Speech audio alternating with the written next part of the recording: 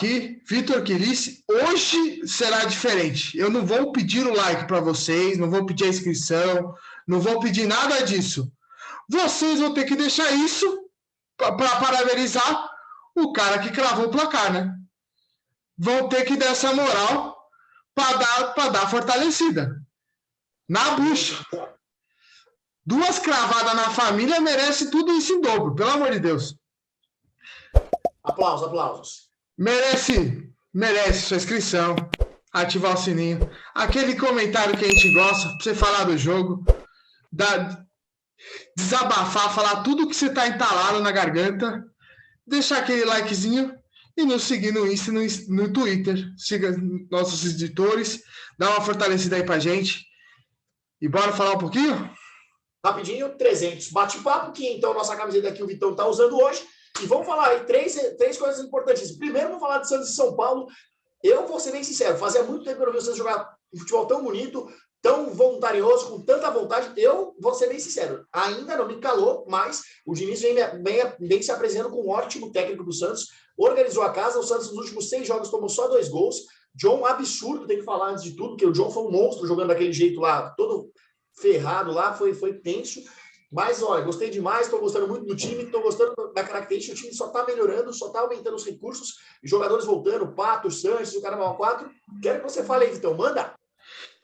Em relação à partida em si, primeiramente, acho que a gente critica quando tem que criticar, e hoje eu vou ter que fazer um elogio para o Diniz, de que eu acredito que tenha sido uma ordem dele, não saiu nada disso específico, mas sabendo que o Crespo joga sempre com 3 zagueiros, sabendo sempre que o Crespo agora está fazendo sempre com marcação individual, ele deve ter falado, eu acho que isso não foi só a inteligência do Marcos Guilherme, mas o Marcos Guilherme, nesse jogo, acabou jogando muito como se fosse quase um terceiro zagueiro, um primeiro volante, indo buscar a bola lá no pé do John, para trazer a marcação do...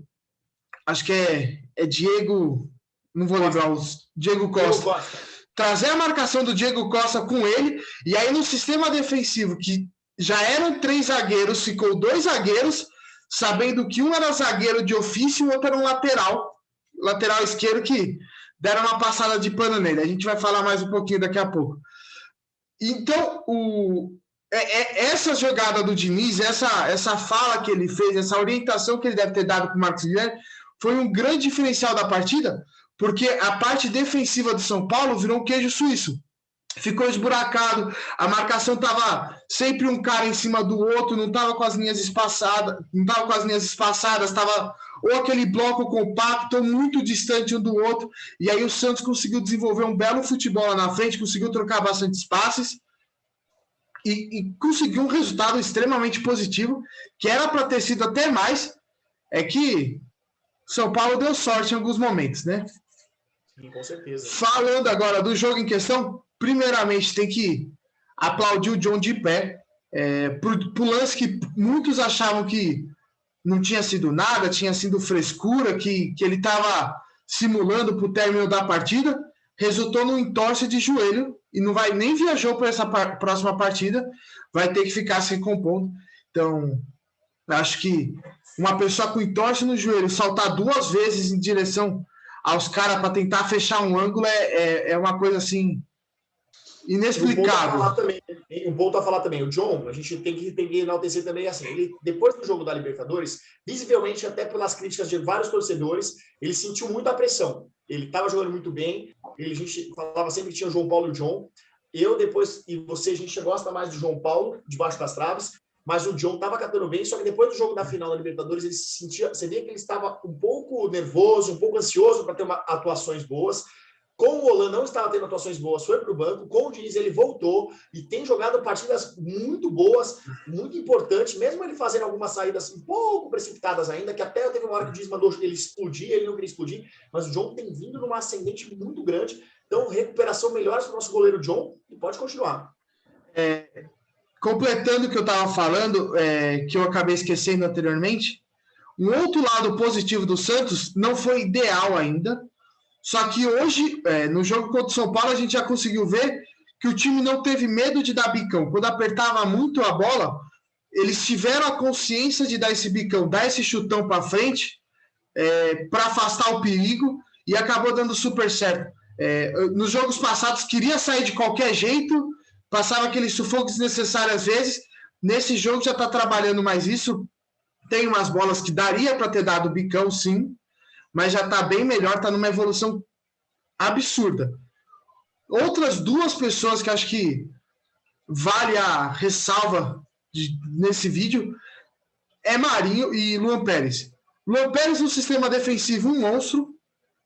Marinho no sistema ofensivo, um doente mental. O que ele jogou, se esforçou, toda hora ia para dentro, recebeu inúmeras faltas, a arbitragem foi mal nesse jogo, deixou o Reinaldo bater demais no Marinho, era para ter sido punido com o primeiro amarelo muito antes. Teve uma checagem do VAR que o VAR desistiu de não dar um chute na cara do Reinaldo, o chute do Reinaldo na cara do Marinho. Era lance para expulsão, apesar de não pegar em cheio, mas visivelmente foi uma agressão, foi uma vingança. O Reinaldo devolveu uma pancada desnecessária. E aí o Reinaldo acaba com a partida jogando, mas o resumo que a gente tira do Reinaldo é que ele hoje está no bolso de duas pessoas. Na parte ofensiva, no bolso do Marinho. Na parte defensiva, por incrível que pareça, do nosso Parazinho. Parazinho engoliu o Reinaldo. Você vê, né? Você falou de jogadores, acho que para a gente pelo menos fechar esse bloco de pós-jogo de Santos e São Paulo, um cara que tem que ser exaltado também, que veio criticadíssimo, é o Camacho, né? Jogou um futebol absurdo, deu o primeiro lançamento para o Giamota, que também acho que foi obra de Deus, ter dominado a bola daquele jeito e dar o tapa para o Marinho, mas o Camacho para mim foi assim, naquele meio campo foi o senhor do jogo, dominou, assim, lógico, devido às proporções, parecia um Renatinho em tempos áureos, facilidade de jogar, qualidade de passe, muito legal a apresentação do Camacho, que também foi bem bacana o que ele falou no pós-jogo, falando que veio quietinho, veio humilde, que quer mostrar para o torcedor, que não vai ficar dando entrevista falando nada. E achei bacana. Foi o que eu falei. Às vezes a gente precisa dar tempo para alguns jogadores. A gente acha que, mas não jogou. Ele tinha jogado bem no Atlético Paranaense, tinha jogado bem no Audax, é um cara de confiança do Diniz, e aí o cara às vezes encaixa no Santos. Você vê, qualidade de passe, é uma outra estrutura, não é um time que fica dando porrada, que nem uns certos times aqui gosta só de quebrar, pontapé. Nosso time não é assim. O Santos nunca foi assim. Você vê que o cara entrosou no time, né, Vitão? Sim, exatamente. Eu deixei o Camacho por último exatamente por esse aspecto. E já para fazer uma prévia da crítica para o Diniz, que provavelmente contra o Grêmio o Alisson retornaria ao time titular. E o Camacho se encaixando tão bem merecia um segundo jogo de titularidade na sequência, né? Eu acho que o Alisson ele tem um papel de marcação muito bom, só que em função do que o Camacho fez, esse manejo que ele teve com a bola, de começar uma jogada, esse lançamento em profundidade que ele fez, eu acho que merecia a segunda chance de titular, sem sombra de dúvidas, né? Eu vou já te dar o bate-pronto aí. Santos e Grêmio, Grêmio e Santos, né? Já vamos jogar aí contra o time do Grêmio, jogo dificílimo, eu acho dificílimo, mesmo o Grêmio estando lá embaixo da tabela, é um time que a gente sempre tem problemas, mas também é um time que sempre o Santos consegue jogar bem, né? Indiferente das partidas, o Santos sempre consegue jogar legal contra o Grêmio.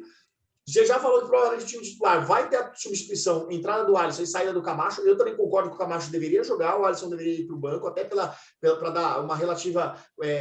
como o Diniz gosta de entrosar o time, manter, né? Porque o time jogou muito bem, acho que deu encaixe, deu liga. Quero que você fale um pouquinho do Santos e Grêmio. Solta a braba aí para a gente, Vitão. Diferente dos últimos jogos que a gente teve com o Grêmio, a gente não vai ter nosso principal jogador nessa partida, né? DB14. DB14 não joga mais no Grêmio, infelizmente. Normalmente, quando ele joga contra nós, ele gosta de dar aquela entregada de paçoca, mas não vai jogar, por infelicidade santista.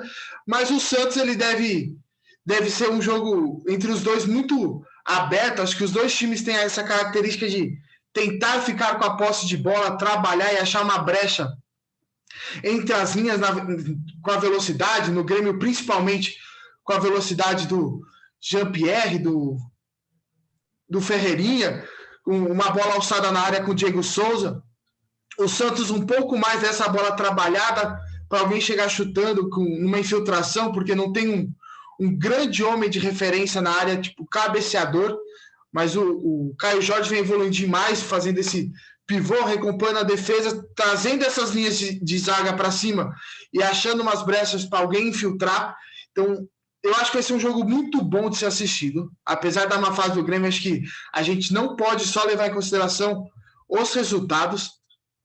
Se fosse assim, todo mundo falaria que o Fluminense tinha jogado muito mais que o Santos, e a gente viu que não é isso que acontece, né? Mas eu acho que esse outro motivo para esse jogo que eu colocaria o Camacho é esse, porque num contra-ataque você ter essa bola alçada é muito importante. Você pega aquela defesa toda bagunçada, com as velocidades, principalmente no Marinho, Caio Jorge, o Marcos Guilherme, um Lucas Braga talvez entrando no segundo tempo, um Pirani que voltou a jogar bem. Eu acho que seria de suma importância ter dois caras atrás que tem essa característica da bola longa, o Camacho e o Giamota. Mas vamos torcer para que o Alisson faça um bom jogo, rezar para que o Alisson consiga marcar bem, neutralize o Jean-Pierre, qualquer jogador gremista que nem ele fez com a marcação individual, aquela que ele fez no estilo Libertadores, que não deixou o Grêmio articular, mas ansioso para a partida, vamos ver no que vai dar. E meu placar vai ser, novamente, a goleada típica, jogo fora de casa. Já que o chute de falta do Marinho não entrou, ele vai ter que deixar o minimício nesse. 1-0. Gostei. Eu vou um pouquinho mais, ó. Eu tô gostando do Santos não ter tomado gol. Então, vou pela primeira vez confiar no Santos não tomando gol e acho que faz 2-0. Um golzinho, os caras abrem, no segundo a gente pimba, caixa. 2-0 pro Peixão e porrada nos caras. E vão pra cima e, ó, nesse crescendo, como dizem os jogadores, a gente começa a olhar a zona, a vaga de Libertadores aí um pouquinho mais perto da gente também, né? Com certeza, a confiança vai crescendo demais para o time que há muitos tempos atrás é taxado como que nunca almeja nada, nunca conquista nada, sempre vai ser rebaixado. A gente sempre está lutando nas cabeças e esse ano o começo não foi diferente. Então, enquanto vocês falarem isso, o Santista está brigando lá em cima. Esse ano a gente está na Sula novamente, na briga da Sula, vamos brigar nas cabeças do brasileiro. Teve o sorteio da Copa do Brasil, vamos buscar tudo. E aqui vamos papar título, que isso que a gente gosta. E agora eu vou falar para você. Você falou de Copa do Brasil? Olha só. Padim, Cício, de Juazeiro. Vai lá do Juazeiro, Ceará. Padim, Cício. Olha a minha velhinha para você, ó. Santos e Juazeirense. Olha só. Acho que não precisa ser uma velhinha. Você sabe que eu falei para você o que ia ser no sorteio. Fale aí, bichinho. O que eu falei para a galera? Fale aí pro pessoal de casa. Fale aí. O que eu falei, meu filho? Você ainda é uma velhinha para o Padim Cício. Fale aí. Saiu o sorteio, Santos contra Juazeiro, primeiro jogo na Vila Belmiro, segundo jogo fora. Esse acho que foi o lado negativo do sorteio, acho que o Santos jogaria melhor jogando segundo jogo em casa, para fazer esse Juazeiro sair um pouco da retranca no primeiro jogo, tentar propor um pouco mais a partida, e aí no segundo jogo, em função do resultado do primeiro, eles virem desesperados para buscar o resultado e o Santos fazer talvez um placar elástico.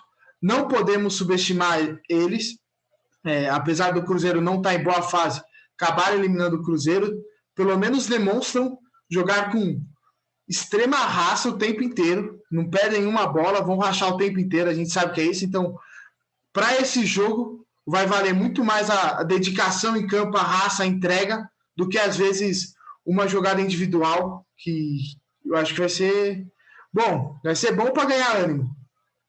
Seus ouvidos, né? Seus perninhas no ar. Entendeu, né? Seus perninhas. Raça.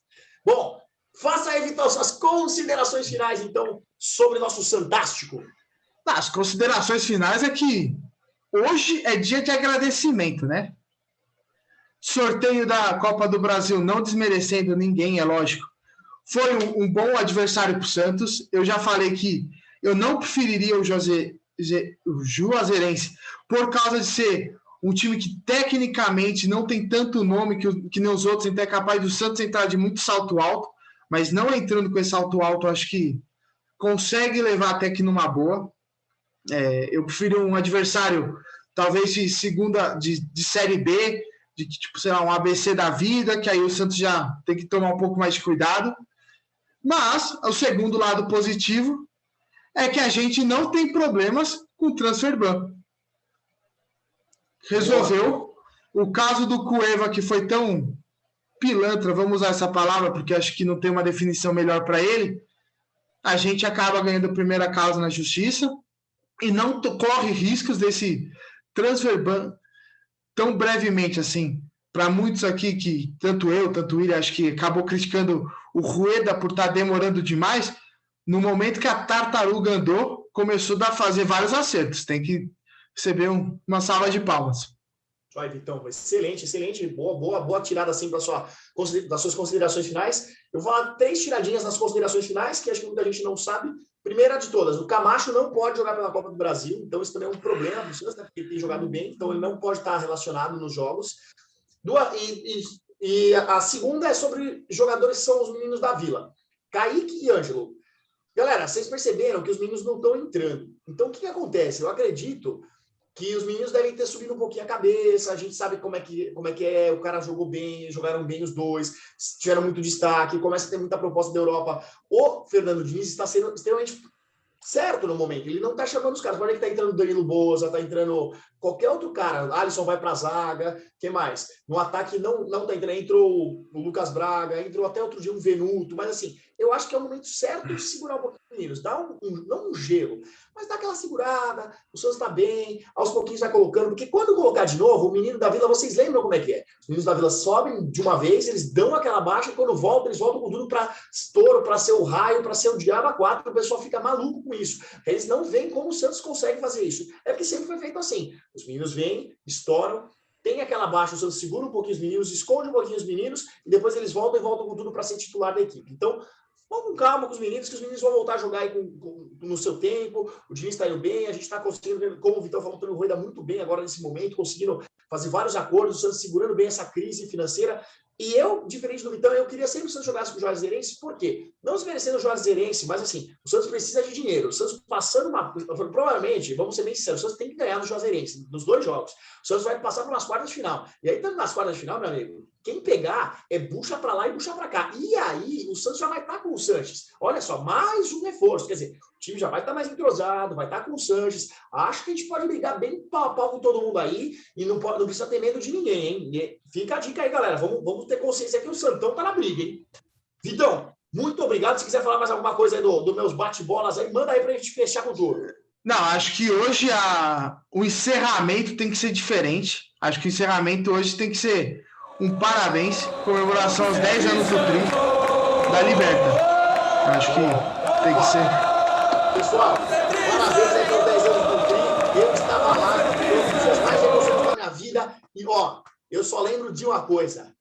Danilo e Neymar, que coisa linda. Aliás, contra Neymar e Danilo. Quando saiu o gol do Danilo, o estádio veio abaixo. Foi coisa linda. E o Pelezão lá com a galera comemorando foi coisa maravilhosa. Então, meninos do Tri, obrigado. Santos, sempre Santos, dentro ou fora do alçapão. Jogue o que jogar, és o leão do mar, salve o nosso campeão.